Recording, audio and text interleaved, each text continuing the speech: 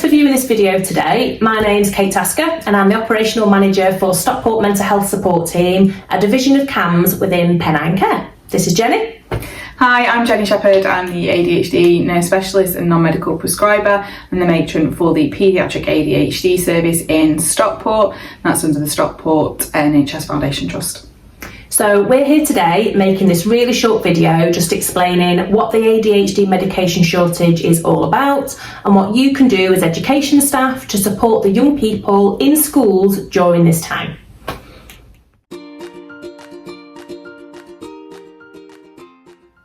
So Jenny, why is there a shortage of ADHD medication in the UK right now? The supply issue is because of a couple of things, Kate. So there is an increased global demand, and that means that there's just not as much medication going about. There's also manufacturing issues. So at the minute we've been told that hopefully the supplies will be sorted by December. We haven't had a recent update, so it could actually go on longer. Right, okay. So what does this mean for children and families that take ADHD medication right now? So it means that it's quite a stressful time for families. Parents are having to ring round several pharmacies to try and get hold of the medication. Children are sometimes not actually having the medication to take, so they may be going into school without meds. Sometimes they're splitting doses. They're trying to utilise the medication on the days where they really need it, so those special events or the particular lessons where they really need to focus. Sometimes they're taking a reduced dosage of medication. This means that they might not actually last, so it might not last all day. So you might see that actually some of the ADHD symptoms start coming back after lunchtime because the medication that they're on isn't lasting past lunchtime, and that might be because we've had to give them an alternative dose or an alternative medication.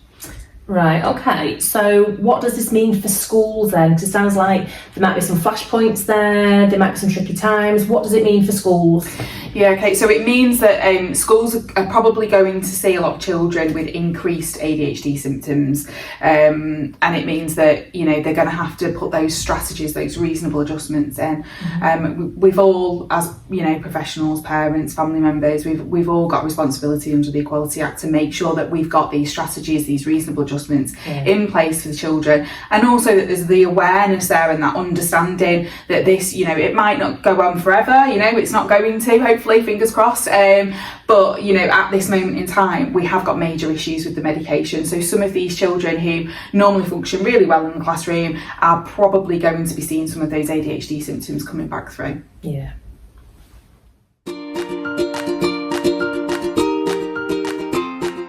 So Jenny, what physiological effects might we see for children when they're not taking their ADHD medication as they normally would? So one of the main side effects of ADHD medication, Kate, is that it can cause appetite suppression. So basically when they're taking the medication, whilst it's on board, so depending on which formulation it is, depends how long, they won't be as hungry. And that can mean that usually they wouldn't have lunch at all, or they would start their lunch and not really finish much of it. So if they're not medicated or they're on reduced doses, what you might see is that actually there's that increase in appetite. So they might be going to the dinner halls, they might want their lunch, they might be making sure that they're eating their full portions and things like that. Yeah, okay. So good tip for school staff is maybe consider letting your dinner assistants know that there might be some different patterns of behaviour from children who are not taking their ADHD medication. They might be asking for seconds more, might be a little more abrupt, might be some hustle and bustle in the queue, and might be a little bit more impulsive. So maybe consider letting some children go a few minutes early to the queue, or having a pass to go to the front of the queue. So is there anything else that might be affected physiologically from the ADHD medication shortage? It might also affect sleep.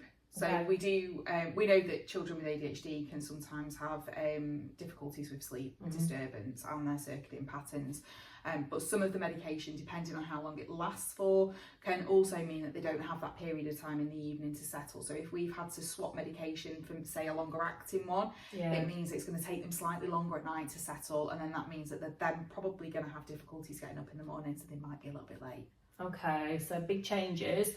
So a nice tip for school is maybe plan in advance for this. Have a think about some reasonable adjustments that can be put in place for young people just to have that soft landing when they get into school despite being late, and help them start the day on a positive.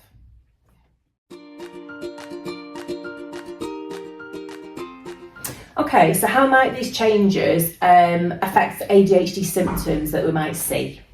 So you're likely going to see an increase in symptoms. This might mean that young people are struggling more with their concentration, their focus. They might not be able to finish tasks as quickly. You might see a bit more fidgetiness. You might see the good old swinging on a chair that I know most ADHD children have been told off for at some point. Bit more impulsivity, so you might see a bit more invading of space or talking and shouting out in class. All those sorts of things.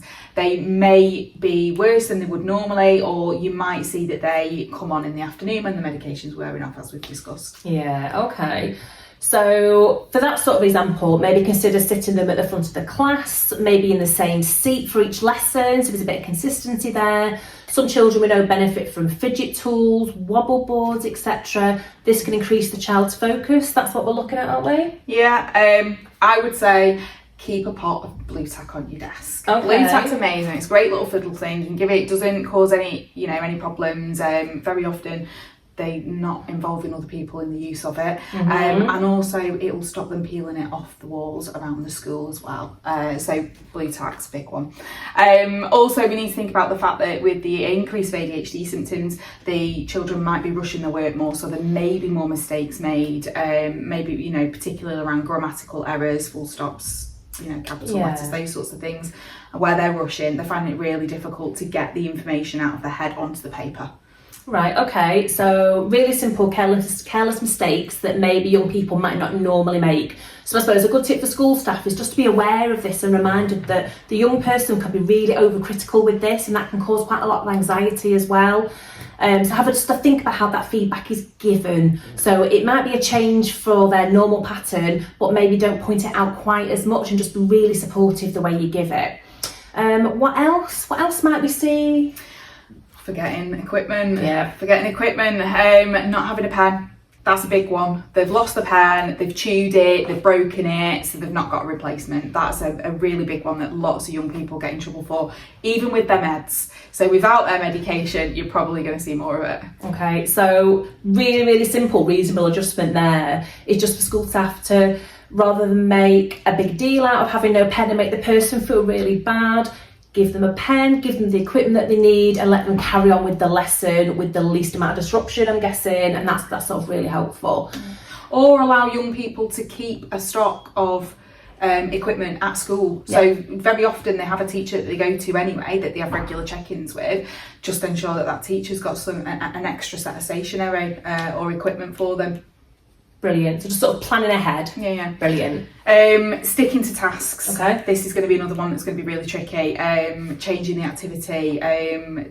Just following instruction. Teachers might need to just be aware that if they've not started a task or they look like they're not completing a task, that might just be because they've got stuck somewhere along the way, whether that's their concentration or whether they're fidgeting or they're distracted. Okay, so really simple, reasonable adjustment for the classroom would be breaking down the tasks into small, manageable chunks, maybe giving an example of the work for the young person to follow, writing instructions on the board, and just keeping it really clear and simple, always with that positive praise throughout, and just help that person achieve what they need to achieve in that lesson. Anything else? Well, we've sort of touched on it. We've got that impulsivity that's probably going to come back in. The medication predominantly works on inattention, so some young people may always be quite impulsive, but then you might see more of it dependent on what's happening with the meds. So you might see them, like we mentioned, going into that hustle bustle into the dining room. There might be a bit more running around, a bit more hyperactivity noticed during break times, or running through the corridors, that sort of stuff. You might see some more chatting, talking, and unfortunately the disruption in class, you may see a bit more of that. Yeah, and that's really tricky for school staff when you've got a whole classroom full of children who are trying to concentrate. And I suppose a really nice top tip, a nice reasonable adjustment, is thinking about how that young person feels, because they don't want to be disruptive in the classroom, they don't want to feel the odd one out, and they don't want to feel silly, they just can't help it right now. So maybe when you're addressing the class, talk about the class calming down and quieting down rather than the individual person, and it takes the heat out of that person. So it's always a nice tip, really, and keep that praise coming, because positive praise for someone with ADHD really works. And also, if you can see them bubbling and you can see some of the hyperactivity and the impulsivity coming in, Yeah. give them a break. Okay. So give them some sort of movement break, give them a job to do, even if that's, you could just give them a piece of paper and say, can you take this to the office? Yes. Doesn't need to actually have a message on it, just give it to them. It just gives them an excuse and a reason to be out of the room, to be able to move about, so that when they come back in, it's almost like a reset, Kate, so they can sit back down and get back on with the task. I really like that. Loads of really simple adjustments we can do in school that have massive, massive impacts.